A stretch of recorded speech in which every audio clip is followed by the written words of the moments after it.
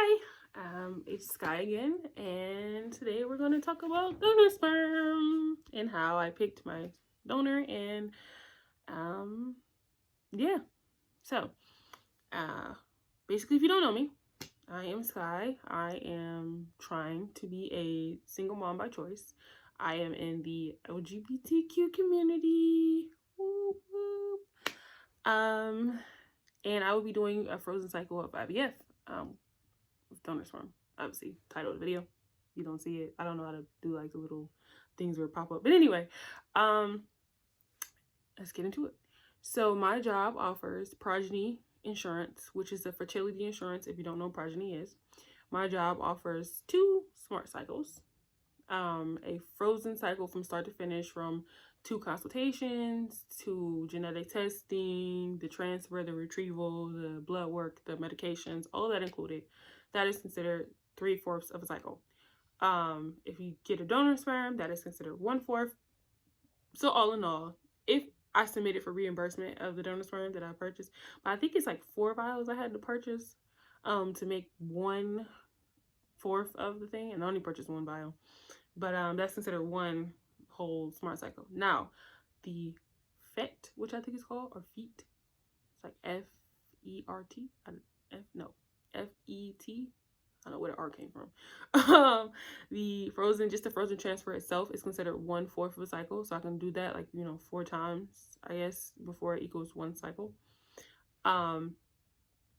They give you a list, my fertility insurance. They give you a list of, I guess, clinics that they, know they can reimburse you from, I guess, or recommend or tell you to use. Basically, I think they say to use it. My clinic, no, the insurance tells you to use people if you want a reimbursement. And my clinic does the same thing, but not for reimbursement, but they just tell you, hey, get your sperm and eggs from these clinics. Don't get it anywhere else because we won't be using it. So I know some people said that their clinics gave them a light suggestion, but it's like, oh, you can use anyone you want.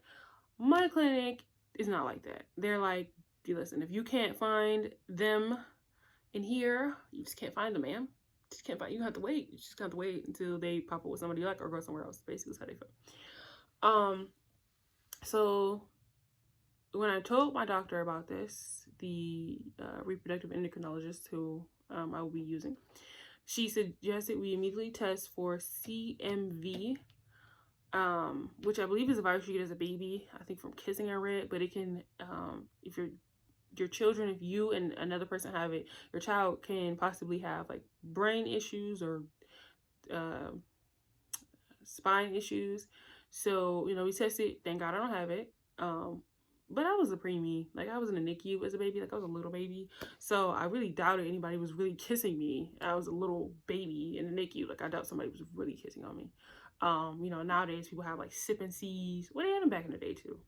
But they had sip and sees and they, oh, kiss the baby. Let me see the baby. Kiss the baby. Like, I think that's really gross, to be quite honest. To be just, people like strangers' babies. Like, that's just weird. And like your mouth, their mouth, like, ugh. Like, have you seen people's mouths? I mean, it's the reason why I'm not a dentist, because I just really don't like mouths like that. But anyway, we're gonna digress. So I don't have it, so that means I was free to pick a partner who had it or didn't have it.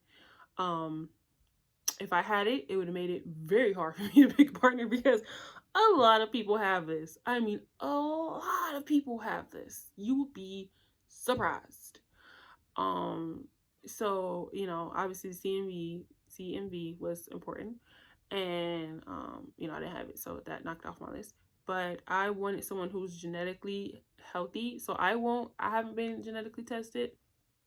My embryos will be, but I wanted him to be like genetically healthy, like screen him for everything, and I don't want him to come up like positive on nothing. I don't care if it's like 1 in 3 million. I don't want the 1 in 3 million. Like, just going back.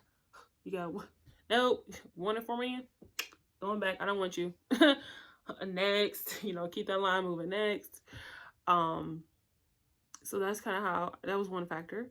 And then I wanted him to be an open, like ID disclosure or open ID or whatever they call it, where if my child gets 18, they can contact him or know his name. My particular sperm donor, he actually, so some of them have childhood pictures, or at least 5 to 10 childhood pictures, or just one childhood picture, and some have adult pictures. My sperm donor had the mid-childhood picture that they had up, and then he had the adult one, what he looks like in real life, like real time, available. So my child would have, what he looks like as an adult, what he looked like when he was about 7 or 8. I don't have any baby pictures. And, they'll provide his name, and I don't know, whatever else. I mean, like, I have his medical, like, history and family medical history and, genetic testing, but I don't really have anything else. And his hobbies and what he does for a living, basically, obviously, in his ethnicity. But that's really, I don't know. I know his astrological sign. So, there's that. And, I wanted a healthy BMI after watching this lady's video who had gastric bypass surgery. Her doctor told her to find somebody who had a healthy BMI. Now, I am a very slender person. I know you can't see me. I generally wear, like, sweatpants and stuff. But up under my sweatpants, I'm not really a large person. I'm generally a small person. I mean, I'm a little, curvy. I got a little thickness. I'm just saying. But generally, I mean, I'm playing what I'm saying, but generally, I'm a pretty small person. I have a very healthy BMI. Obviously, I'm very tall, and I'm just not very big. I don't come from people in my family aren't very big. People in my family are generally very slender. They're very tall and slender, like very, very tall and skinny. Like, think like 6'8" and like a stick. Like, that's just kind of how we kind of look. 6'3" stick. Man, whether it's man or woman in my family, is there are definitely women in my family who are. They're quite a bit. Most women in our family are like about 6'3", 6'4", and they're very, very slender. So, anywho, so I wanted someone who was slender, like good BMI. He didn't even have to be slender. He could be muscular, but as long as his BMI was healthy, it wasn't just like screaming like obese or like underweight. Because there's one person I like, he was 6 feet tall, but he was almost 300 pounds. So when I did the BMI calculator, he was like all the way over here on the beach, like not like barely touching it. Like, it wouldn't have been as bad if it was like barely touching it, but it was like all the way down. I was like, ooh, no. So, healthy BMI, open disclosure, for the child's sake. I wanted someone who was healthy genetically all the way around. And I wanted a person of color. Now, I say this because some other people's videos who I watched, they suggested, and people suggested to them, that their child should resemble them. I want to say, AKA, be able to blend in. I'm just going to call a spade a spade. Please don't send me hate mail. I'm just saying, calling a spade a spade. Like, your child should be able to blend in. Basically, you don't, like, if you live in an all non-brown community, that's what I'm going to say, and you have a very, very brown baby, they're going to be like, where the half is the baby at? Like, what? And then you just having real brown babies, and you real pale. You live in a real pale community, in a real pale state, because I live in the United States also. Real pale state, or something, like Vermont or something. I'm just saying. They're gonna wonder, like, what happened? Like, girl, we seen you all year, and now you just popping out these real pigmented children, and it's been snowing. So where have you been? Who have you been with? Yeah, and the kids gonna be like, no one looks like me. They're gonna go to school. They're gonna be, already a minority. Nobody looks like them. They don't know anybody who looks like them. They go to school and they're just like one black kid. Like, don't do that to your child. I mean, you can do whatever you want to do, but that's just what I took away from that. And that's what's like, okay. So basically, I wanted someone whose genes would mesh with mine, obviously, because I am black. I am of color. I am a brown woman, black woman, hey. So I wanted someone whose genes would play well with mine, and my child wouldn't stick out like, awkwardly. Because I mean, I do like diverse areas and diverse neighborhoods and diverse countries and diverse states. That being said, I'm still black. So my kid will still be black. They came from a black woman. They're still gonna be black. So they had to be able to like play well, So I wanted him to be of color, Now, whether he was a yellow man or a brown man or a black man, just with some color. No shade to anybody else's, okay? No shade to nobody else. Pale man, y'all cool too, but I just not for me right now. So yeah. Now, if you're a black man watching this and you want to be a sperm donor, try it out, because it was only 2 choices when I wanted genetically healthy people. It was only 2 choices, and they were sold out, like super sold out. Like they had like almost a 2-year wait list, and the wait list was long. So just saying. So ultimately, I didn't pick a very, I don't know, anyway. So ultimately, just let's skip over that. So ultimately, I picked a half Indian, half Spanish man. He did not have a lot of vials. I think he only had like 2 or 3. I think really 2. Like, he was not in the searches, because I've been like stalking this website for like a year. So he was not on the list. Like, for like the last year, I literally promise you, right when I was like, I'm gonna buy me some sperm, right? And I was looking at the candidate who I liked over anything else. I think he was Mexican, and I really, really liked him. I was like, I think I'm gonna use him. My sperm donor just popped up with 2 vials. He just popped up with 2 vials. I was like, he was new, he only had 2 vials. I said, wow, okay, right? So I'm looking, and it was still there. And all this is happening very, very fast. When they say you need to buy your sperm, you like your sperm donor, you better start spending money and get him, because they go very, very fast. So anyway, he only had 2 vials. I bought one, because when I went to look, it was like, please call us, because he is running real low. So I called, and I got the last one. So obviously I have one and someone else has one. The sperm vial itself, just for one, was like $500+ and the shipping was $300. Now, my clinic, I didn't know this, but they like overnight shipping. So like, you buy sperm on a Monday, they want it Tuesday in the morning. It needs to be there. So I think the Fairfax Crowd Bank is in Virginia. So from Virginia to Michigan, they want it overnight. So that cost me like $300, and they want it in a special tank and all these other things that I was gladly informed of when I called to place the order for my sperm. It was not, I guess, like other clinics. I guess other clinics had like 5 to 7 days. My clinic was like, no, overnight with special stuff in it. Very, very particular, but that definitely sounds like my clinic, because like I said, they definitely say, hey, only use sperm from these places, only use eggs from these places. This is it. You don't find it here, you just don't find it, man. Which is kind of like really Midwest. You know, the South, they're like, oh, baby, wherever you find it, baby. You know, the West Coast is real, like, oh, okay, whatever. The Midwest is like, no. The East Coast is very like, no, we're going to do this way or it won't get done. So I just thought that was funny.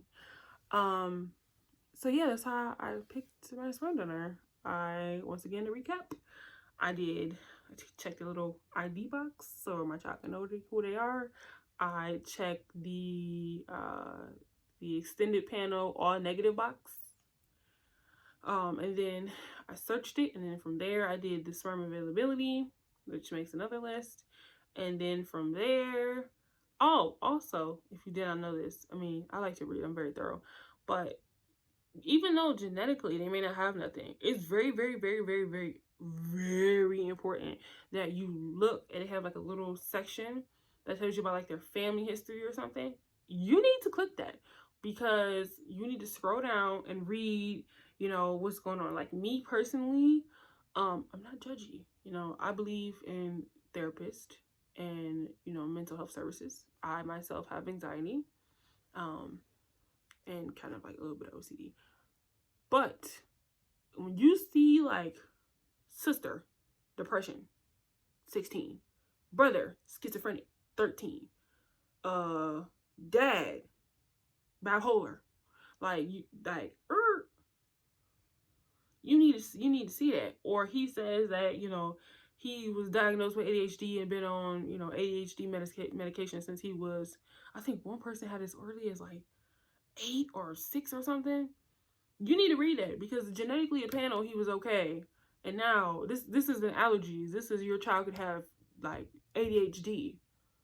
And apparently his dad had it so bad he was on medication since he was like in kindergarten. So you need to read that. Or his family has like a lot of strokes. Now, one stroke is a fluke. 5 strokes is saying something. Like, why everybody have 5 strokes? Why am I looking at 6 people who had a stroke? Or 6 people had cancer. And it's like the same type of cancer. Or similar. Like it's be like breast, ovarian, breast, ovarian, breast, ovarian, breast, ovarian. Or heart attack, heart attack, heart attack, heart attack, heart attack. Or diabetes, diabetes, diabetes, diabetes. Or high blood pressure, blood. Like, Now, listen, you can have a baby whoever you want to. That's what I'm saying. But for me, I was like, oh, no to diabetes, no to high blood pressure. I'm already black. We don't need no problems in that area. I like to eat very healthy. I eat gluten-free. I drink a lot of water. Water is my favorite beverage. I don't like how other things taste. Just being honest. I don't really like candy or chips or junk food. I think it tastes really disgusting, honestly. Processed foods to me taste really nasty. But that's another story. So, yeah. Let's not play with cancer at all in the littlest form. Let's not play with bipolar disorder, multi-personality disorder, schizophrenia, depression. I'm trying to think of anything else that I've seen that was like, Well, basically those. I don't know if I said diabetes, but diabetes. But let's not, so genetically he may be okay, but you need to look at the family history, or you should look at the family history and see what's going on in the family, because mama, brother, sister, mother's mother, father's father, mother's sister, all them genes run back through there. So, you may wonder why your child has ADHD at 4 years. Like, oh, I've never met a 4-year-old with ADHD this bad. That's because his daddy brother had it, or his daddy had it. So you should, Now, as far as like whether they were nearsighted, farsighted, I wasn't that judgmental. Or allergies, or tattoos or piercings, I really didn't judge. What their religious beliefs are, didn't judge that either. Or animal they liked. I'm a dog person, but if you like cats, hey. I didn't look at that. I did get a little uncomfortable when I seen people who drank every day, like alcohol, like beers or tequilas. Now, I know there's no such thing as a perfect partner, so I don't think there's such thing as a perfect sperm donor. But you can get pretty close. You gotta know what your non-negotiables are, okay? So that's kind of how I picked that one. And let me think if there's anything else that I really zoned in on that I noticed. Oh, some people, they have the suggestion of what they look like celebrity, what they look like. I don't know if they meant that to be nice or mean, because some people, the baby picture was so cute, and then they say who they look like, and you like, oh. I mean, most of the people, I had no idea who the people are. I'm just gonna be honest with you. I had zero clue who these people are. But when I got to Googling, I was like, oh. No judgment, but oh. Like, okay, thank you for telling me that. I appreciate your honesty. That's how I feel. Also, they have little features where you can hear the person's voice. This is Fairfax Cryobank. Some of them have like the donors write a letter, you can see their penmanship and handwriting, they write whatever. But Fairfax just has them do a thing where they talk about who they identify with in their family, childhood memories, those kind of things. If anything, if they have any children in the future, or current children, or children, if they want to have children, what would they hope to pass down to their children, or hope their children have? So yeah, you get to hear their voice, you get to know their profession. My donor's profession, he's a doctor, so there's that. He is half Indian, half Spanish, so he's a brown man. He's brown. So I felt like that would he would mix very well with me, obviously me being black. So I just black and brown, you know. I even want to slice it. I figure brown and brown makes brown. You know, well, you know, I'm brown anyway, so anything I make gonna be brown. But you get the sentiment. So basically that's how I pick a sperm donor. And if you have any questions, comments, or concerns, let me know. And you have a great day. And I will film whenever I start the shots and show you all how to do it. Or you will watch me freak out because I don't like needles. I love tattoos. I like getting tattoos, but I don't like needles. I literally stare at the phlebotomist when she is putting a needle in because I don't want her to turn my arm purple. And I have so many trust issues where I feel like if I look away, she's going to make my whole arm go purple. Because this happened. Like, my whole arm has turned purple. So, I don't know what you believe in. But if you believe in prayer, send one up for me and these needles. All right. Well, adios. Peace in the Middle East.